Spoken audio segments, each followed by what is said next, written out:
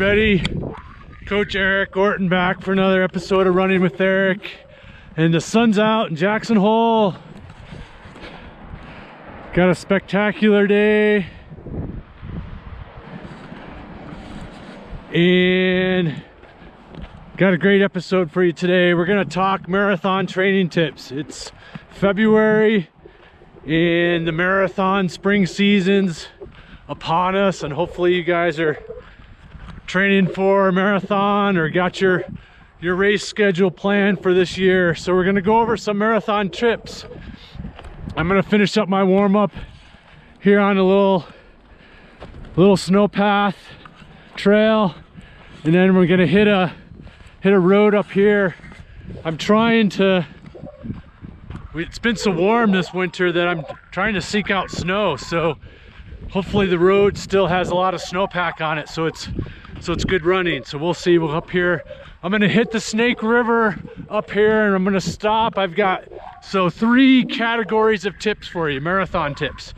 First category is gonna be endurance, second category is gonna be speed, and the third category is gonna be strength. So we're gonna hit those as I go along my run here. So like I said, I'm gonna go up the Snake River and we'll hit endurance. So let's hit it.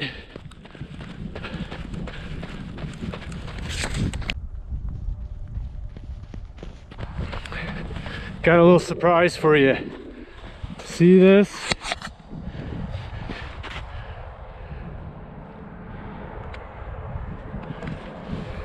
That's a bunch of fur, and that's a mountain lion kill. That's either deer or elk. Looks probably more like a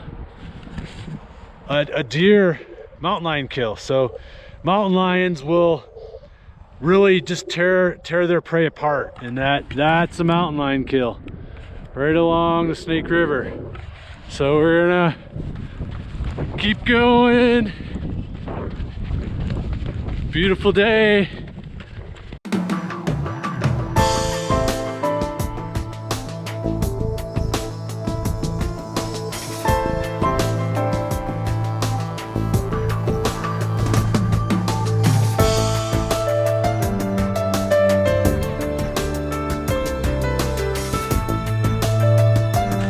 Nice warm up. What a day. Here's the Snake River. Hey, we're gonna stop right up here and go over some endurance tips for marathon training. Nice little hill warm up. There's the Snake River.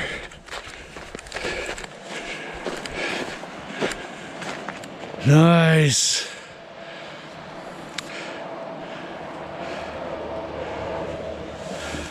North, Tetons out that way, south, and I'm about 2 miles south of home. So perfect spot to come during the week and see nobody, and hopefully get some running on some snow. We're gonna hit that road right down through there and just follow the Snake River. Anyways, quick shout out to Ashmay. I've collaborated with them over this winter to provide some winter content, and they provided with me in this nice winter kit. Be cool in wool. Wool's where it's at in the winter, so you don't overheat, don't cool down, don't get sweaty, and it's really been a lifesaver for our really cold winter temperatures. So check out Ashmay, they're great, and be cool in wool. Anyways, 3 categories for you for your marathon training this spring. Number 1 is endurance, okay? One of the biggest mistakes I see marathon runners make in training is a couple things with endurance, is that they make their long, easy run too hard, which then kind of morphs into more of running at a marathon pace. So we wanna talk about doing 2 things. So we wanna slow down our long run and our easy runs throughout the week. We want that pace to be 1 to 2 minutes slower per mile than our marathon pace effort. Okay, so if your marathon pace is 7-minute mile pace, you want your easy runs to between 8 and 9-minute pace. Okay, slow it down. You're still achieving the maximum by doing more of the minimum, and that's key for your long runs. We're just building volume, building your capacity to go longer and longer throughout your easy runs throughout the week and your long run. Okay, and so with that, another common mistake is that marathoners in training tend to maybe do too much marathon training pace runs. Okay, we want to do them maybe 3 or 4. We want to do one every 3rd or 4th week. So then it becomes a big event. Okay, your brain gets up for it and you're really focused and you're not burning out by doing it every week. Okay, so do a marathon paced run. Maybe you're starting out at 60 minutes and building to 2 hours throughout your training cycle. But again, you're doing that maybe once every 3 or 4 weeks. So again, your brain gets up to it, gets up for it. You can practice your nutrition during that time. We don't want to do it every week, okay? And with that, third point with endurance is that frequency and consistency is the holy grail with marathon training and with any running at that point. So we want to add frequency and consistency throughout our week. So for example, if you find yourself saying, hey, I only have time to run 3 or 4 days a week for an hour, it would be better to cut that hour and do it more frequently throughout the week, maybe doing 4 or 5 or 6, 7 runs per week at 45 minutes. And this is just an example, an easy example, so you can kind of get what I'm saying about frequency, is that if you're going every other day or not being able to be consistent daily, think about doing less more often. It's much more beneficial, okay? So again, think about frequency and consistency, less more often.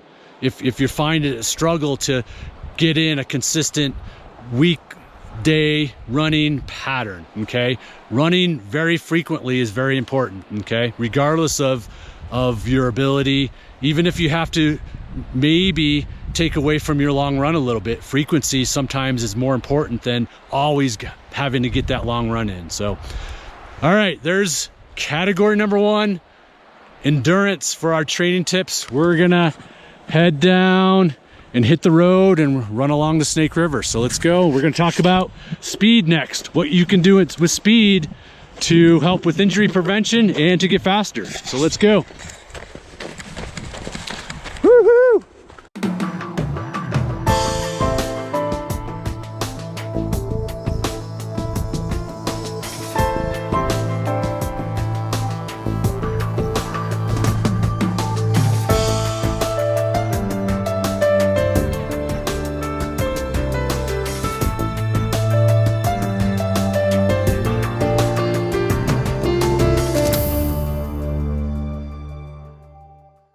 Wow, what a day. We haven't had much sun like this all winter, so this is a treat. Good temperature, soaking up the vitamin D.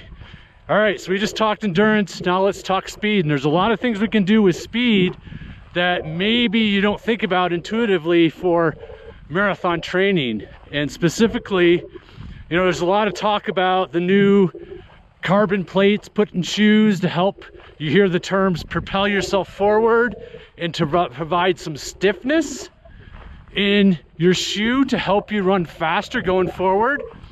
We can do this in training, okay? So we want to look at doing 10, 15, 20-second sprints at a relatively fast pace to help train our body to learn to propel ourselves forward and to provide force into the ground to propel ourselves forward, okay?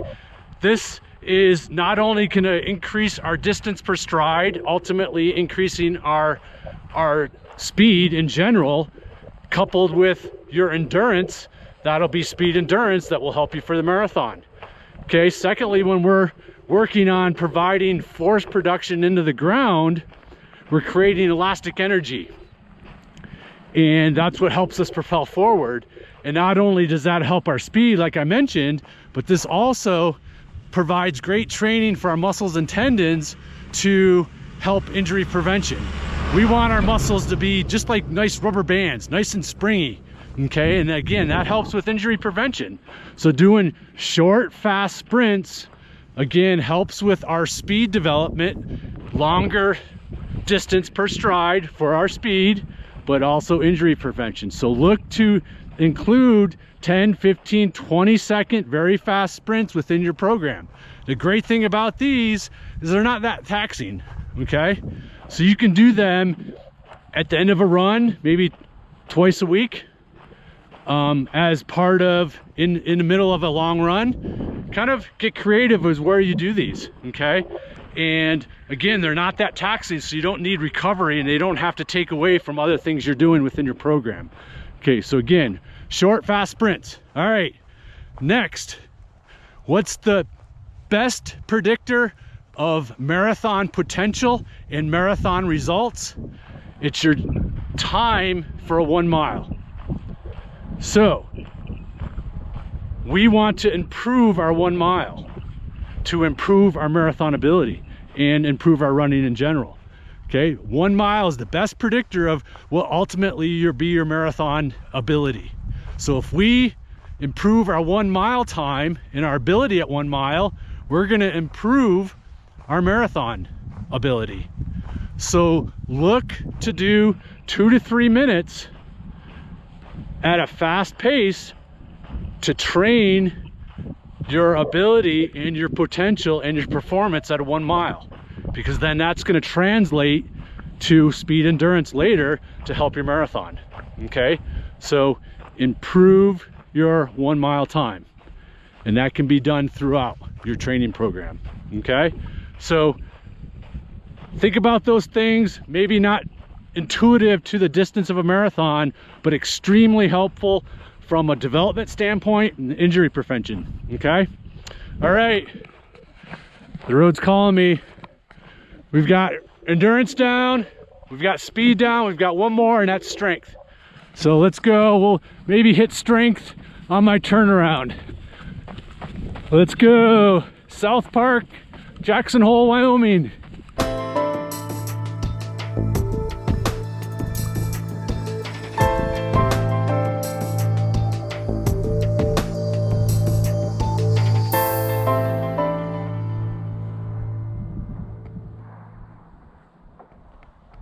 Woohoo! Just got a little bit of a climb in, down from the road, a little bit of vertical, which brings me to our last category is strength. So again, we've talked endurance, speed, and now strength or stamina. Kind of, we can use those words interchangeably based on the purpose. So as we've talking about these 3 categories, this is a great way, and why I've structured it this way is that when you're approaching your week, ask yourself, do you have an endurance day that's 1 to 2 minutes per marathon pace slower?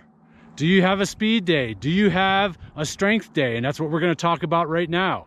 Okay, so another big mistake, especially when I'm taking on a new coaching client for a marathon, is I really look at what they've done in the past. And a big change for them once we get going and start our coaching process is that usually their endurance pace has to slow down.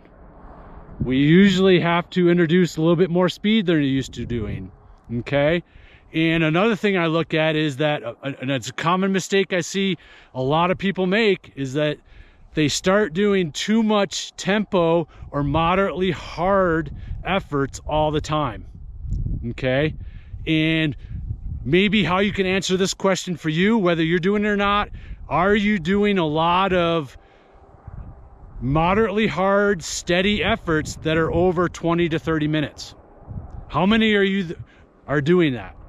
How many are you doing that throughout the week? Okay, so be honest with yourself and ask yourself that, because that's really kind of just in a gray area, and you're just kind of creating fatigue. And we want to create some fatigue for marathon training, obviously, but we don't want to do it all the time.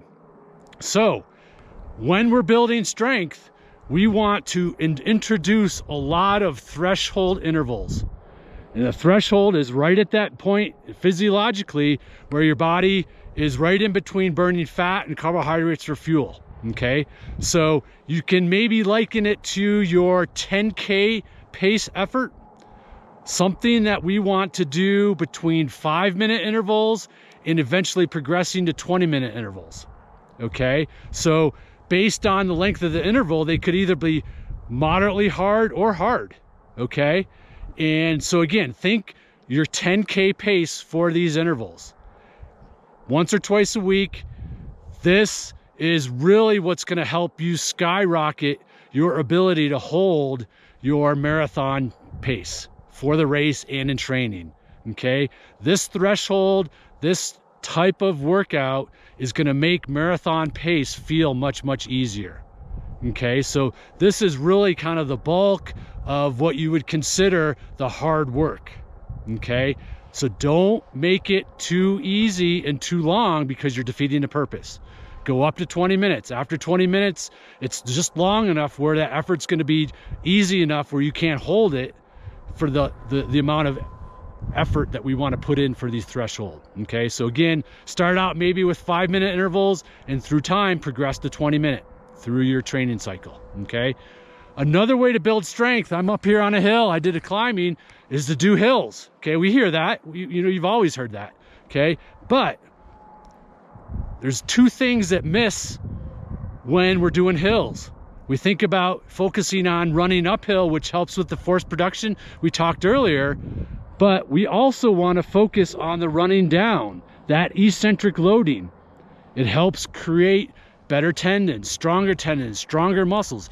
Eccentric landing is very, very good training, but we want to really make sure we're landing properly. Okay, so strike the ground under you. So when you're doing a hilly course, don't just focus on running up and then taking it easy going downhill. Progress and start running your downhills faster and faster. This is very, very, very good strength training for injury prevention and very, very strong posterior chain. Okay, so focus on the downhills just as much as the uphills. And it doesn't have to be, it could be once maybe every other week. Okay, so very, very crucial part of strength training that's not really talked about. Okay, a lot of the strength training we can do can be done on the run, and that's one way to achieve that. It doesn't have to be in the gym.